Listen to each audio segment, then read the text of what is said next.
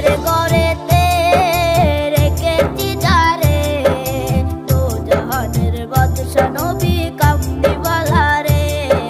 মনের ঘরেতে রেখেছি যারে, দো জাহানের বাদশা